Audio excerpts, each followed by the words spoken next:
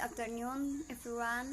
Thank you for coming to this my presentation. Let me introduce myself. My name is Restiani Manuela Rohi, grade A student of level 1 PPNB class from the Health Polytechnic of the Ministry of Health in Kupang. At this time, I will explain the material about sex disorders in the humans with main point that I will discuss, namely the first, the concept of sexual abnormalities of variation sex in humans, and the second is reproduction of cells and organisms, and the end sexual reproduction. And the first, I will explain about the concept of sexual disorder or variation in human. 1. Sexuality has an aspect of life and is expressed through learning behavior. And 2. Sexuality is not merely an intrinsic part of a person but also extends to relating to other people. And 3. Physical, intimate, and togetherness are social and biological needs throughout life.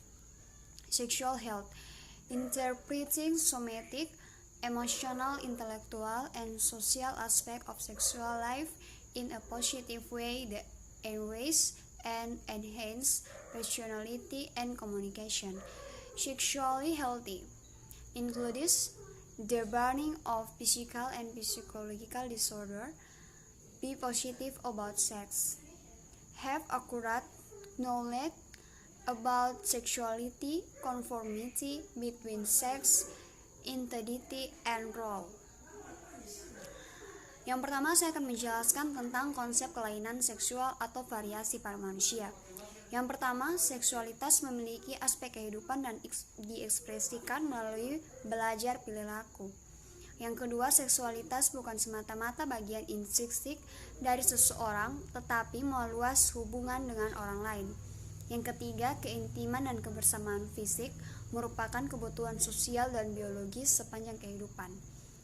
Kesehatan seksualitas, yaitu penginterasian aspek somatik, emosional, intelektual, dan sosial dari kehidupan seksual dengan cara yang positif, memperkaya dan meningkatkan kepribadian dan komunikasi.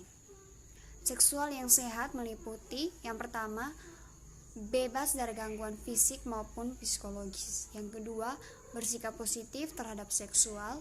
Yang ketiga, mempunyai pengetahuan yang akurat tentang seksualitas. Yang keempat, kesesuaian antara jenis kelamin, identitas, dan peran.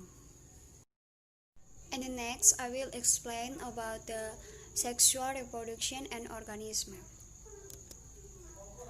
Definition of cell reproduction.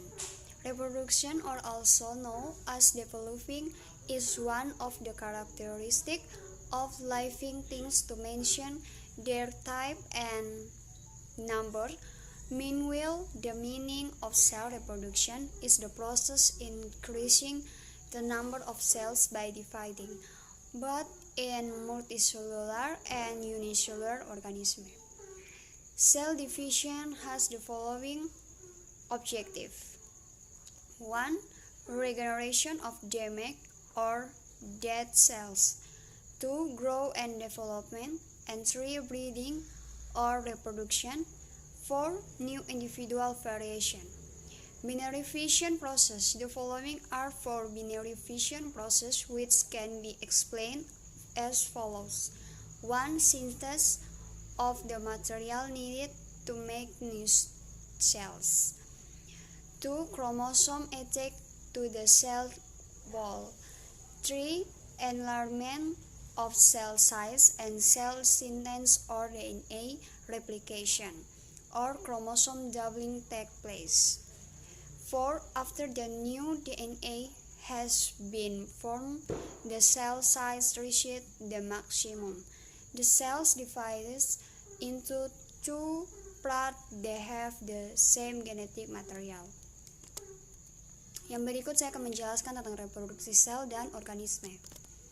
Pengertian reproduksi sel. Reproduksi atau disebut juga dengan berkembang adalah salah satu ciri makhluk hidup untuk mempertahankan jenisnya dan jumlahnya. Sedangkan arti reproduksi sel adalah produksi diri baik pada organisme multiselular maupun uniselular. Pembelahan sel mempunyai tujuan sebagai berikut. Yang pertama, regenerasi sel-sel yang rusak atau mati. Yang kedua, pertumbuhan dan perkembangan.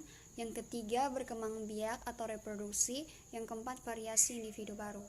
Proses pembelahan biner. Berikut ini terdapat 4 proses pembelahan biner adalah dapat dijelaskan sebagai berikut. Yang pertama, sintesa bahan-bahan yang diperlukan untuk membuat sel baru. Yang kedua, kromosom menempel pada dinding sel.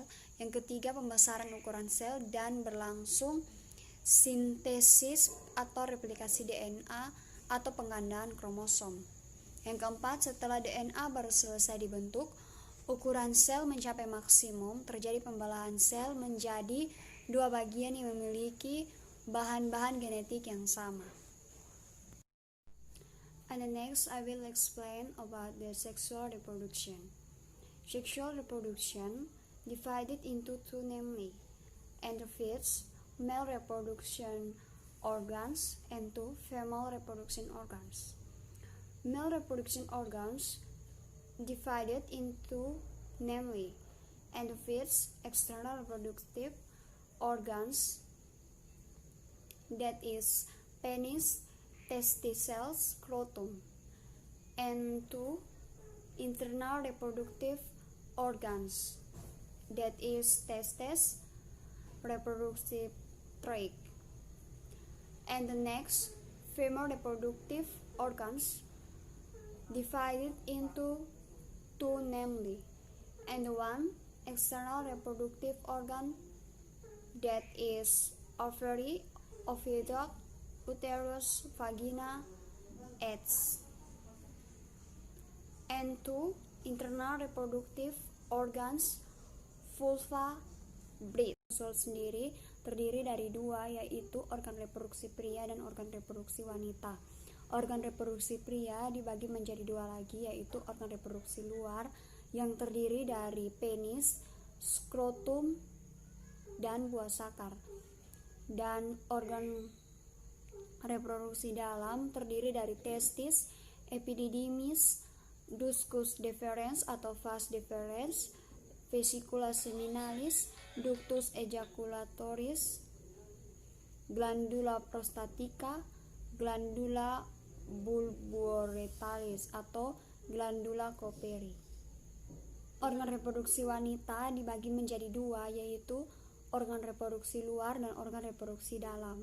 Organ reproduksi luar terdiri dari mons pubis, labia mayor, labia minora, klitoris, glandula vestibularis mayor, dan glandula vestibularis minor. Sedangkan organ reproduksi dalam terdiri dari vagina, himen, tuba uterin, uterus, dan ovarium.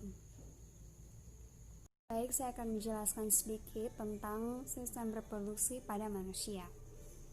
Sistem reproduksi manusia biasanya melibatkan fertilisasi internal dengan hubungan seksual.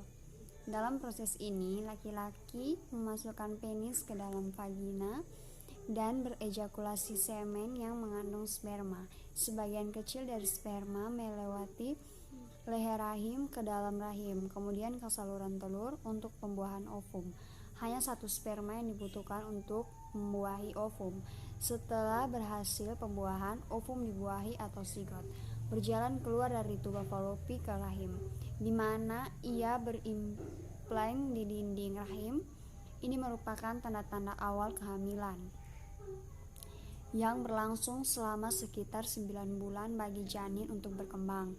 Ketika janin telah berkembang ke titik tertentu, kehamilan diakhiri dengan proses persalinan yang melibatkan tenaga kerja. Selama persalinan, otot-otot rahim berkontraksi dan melebarkan rel rahim selama berjam-jam dan bayi melewati keluar dari vagina. Thanks for watching and see you next time. Saya mohon maaf apabila ada salah kata atau salah pengucapan. Oleh karena itu, saya mengharapkan kritik dan saran dari teman-teman semua agar ke depan saya dapat membuat video lebih baik lagi. Terima kasih.